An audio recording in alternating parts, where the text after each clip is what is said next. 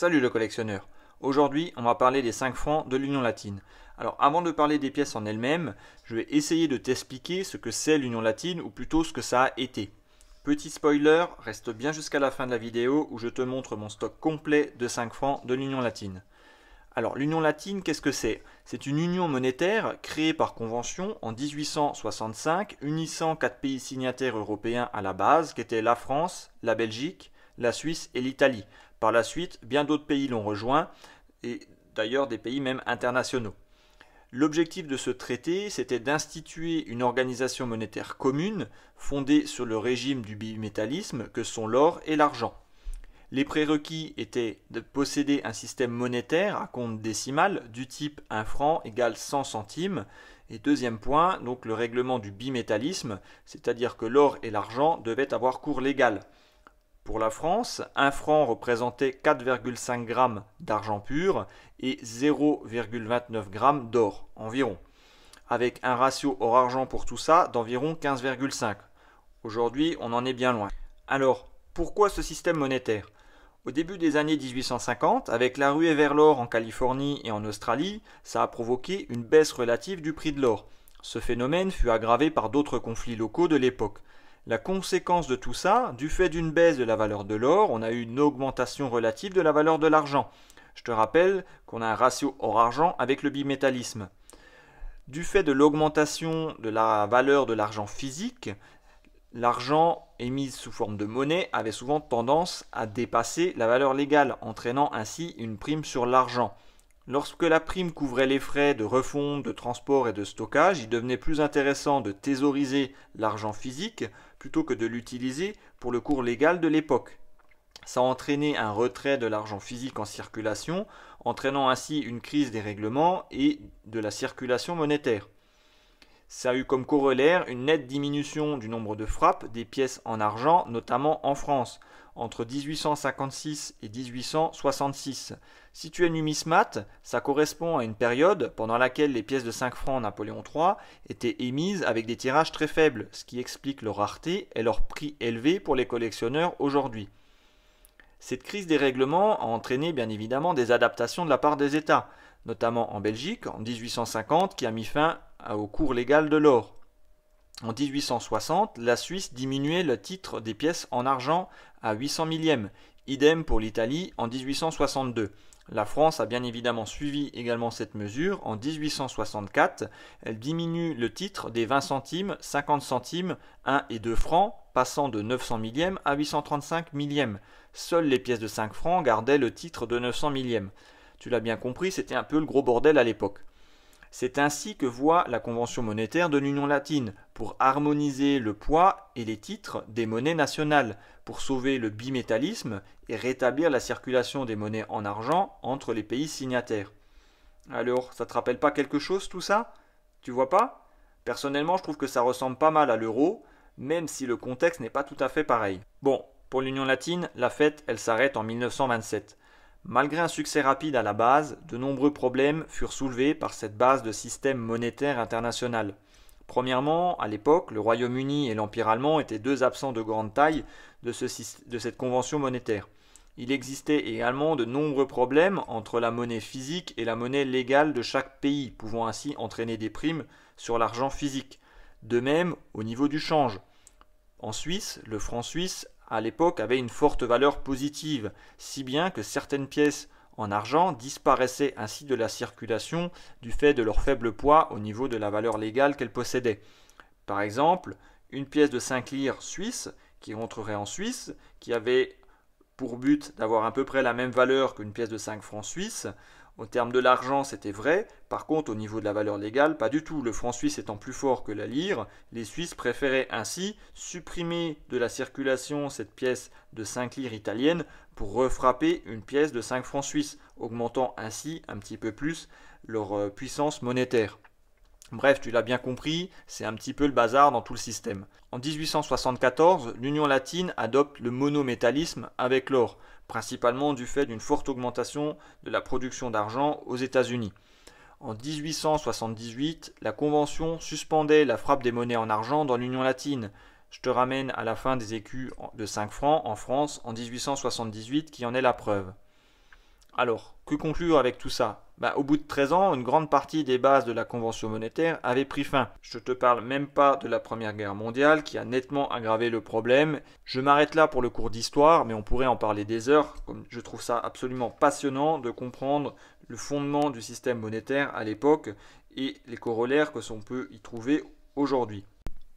Bon, et si on parlait enfin de quelque chose d'un petit peu plus ludique, si on parlait de ces fameuses pièces de 5 francs? Tu l'as déjà sûrement remarqué, il y a des pièces qui sont antérieures à 1865, antérieures à cette fameuse convention. Alors pourquoi je te les ai mises là? Je mélange tout ou pas? Tout simplement parce que la convention de l'Union latine a repris pas mal de fondamentaux déjà existants en Europe, notamment en France avec le système décimal qui a été introduit en 1795 suite à la Révolution française. Donc ces pièces gardent les mêmes caractéristiques techniques que les pièces conventionnelles, on va dire, de l'Union latine. Je te les ai mises ici tout simplement parce que pour certaines d'entre elles, tu peux les acheter au prix de l'argent des pièces beaucoup plus communes de l'Union latine. Ici, tu peux retrouver donc des pièces de 5 francs, de Louis-Philippe, tête laurée, diverses années, divers ateliers. Ce qui est sympa, c'est que comme dit, tu peux avoir des années différentes, des ateliers différents. Si tu les achètes sous forme de lot, avec un petit peu de chance, tu peux tomber sur des années plus rares du fait de l'atelier ou même de la qualité, ce qui en fait un intérêt supplémentaire. Tu peux également trouver des pièces de 5 francs de Louis-Philippe, toujours mais tête nue. Tu retrouves des pièces de 5 francs, Hercule, celles-ci donc de la Deuxième République, principalement 1848A et 1849A. Pour les autres ateliers, elles sont beaucoup plus rares. Tu peux retrouver, mais ça c'est beaucoup plus rare parce que c'est quand même un petit peu plus recherché par les collectionneurs, c'est un peu plus cher, les pièces de 5 francs Cérès, donc la Deuxième République également. En plus celle-ci est en bel état. Celle-là je l'ai payée au même prix que les autres, environ entre 18 et 20 euros la pièce. Donc là c'est intéressant parce que cette pièce-là, je sais que si je veux la revendre unitairement, je pourrais la revendre beaucoup plus cher, du fait de la qualité et de son attrait numismatique. Tu retrouves des pièces de 5 francs Napoléon III, ici tête laurée, donc de 1868. Celle-ci donc fait bien partie de l'Union latine après 1865. Ces mêmes pièces ont été émises à partir de 1861. Ça fait partie des années, comme je t'ai cité au début de la vidéo, entre 1861 et 1866 pour Napoléon III en tête laurée, qui sont beaucoup plus rares parce que le tirage est très faible du fait des pénuries d'argent. Pour celle-là, elle est absolument commune, il n'y a aucun souci.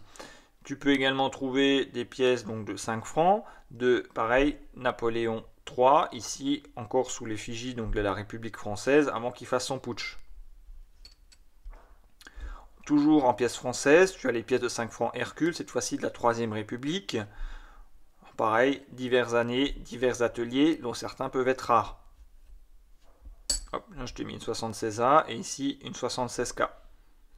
Donc là, il y en a énormément. Donc déjà là, juste en pièces françaises, tu as un petit aperçu de ce que tu peux avoir donc, sous les pièces de l'Union latine pour des prix qui correspondent globalement au prix de l'argent. Hein. Tu as ensuite les pièces belges. Donc pièces belges ici, hop, de Léopold II. Léopold Ier. Même encore une un petit peu plus ancienne, avec la tête laurée un peu plus usée. Donc voilà, comme tu peux le voir, c'est assez sympa. Tu peux, en fonction des époques, passer de différents rois, de différents modules. Tu peux avoir du Léopold Ier avec la tête laurée, la tête nue. Tu as Léopold II. Donc tu as un petit aperçu historique de toutes les monnaies émises durant la convention et même un petit peu avant. Et tout ça, tu le payes au prix de l'argent. Bien sûr, il y a une prime et j'en parlerai tout à l'heure. Tu as ici une pièce de 5 drachmes. Ici, c'est une pièce grecque. Pareil, de l'Union latine.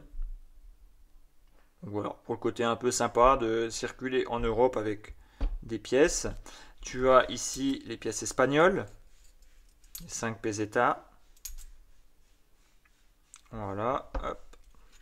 Je te les montre rapidement. Donc, comme tu vois, le but c'est surtout de te montrer que sous un seul module, sous une seule entité, tu peux avoir plein de pièces différentes qui sont très sympas, avec un design que j'adore.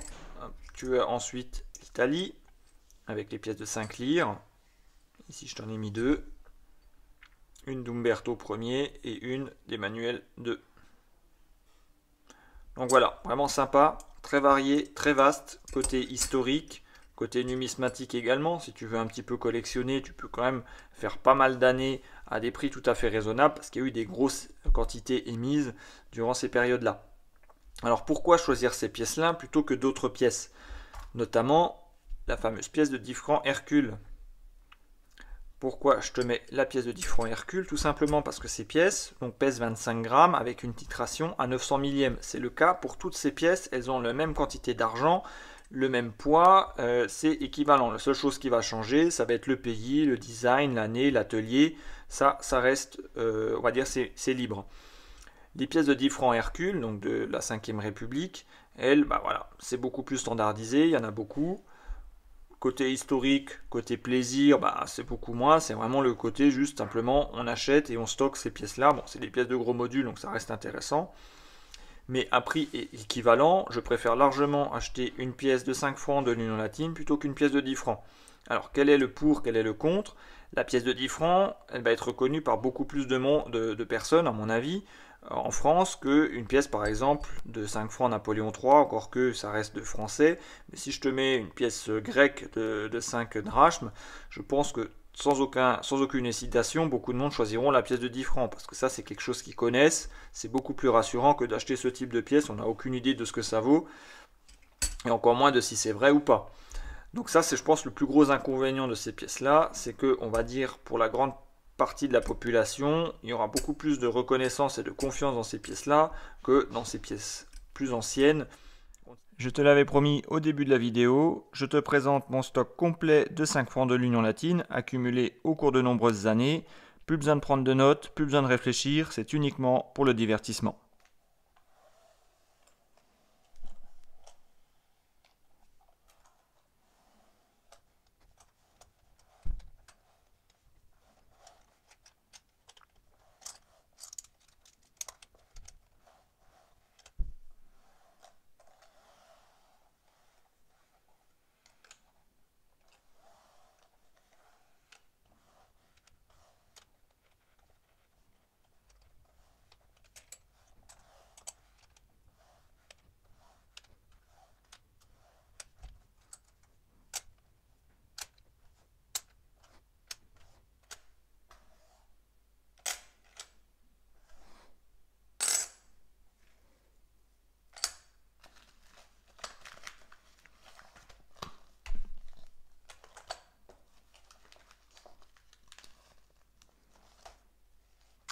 Et voilà, tu as environ 300 pièces de 5 francs en argent.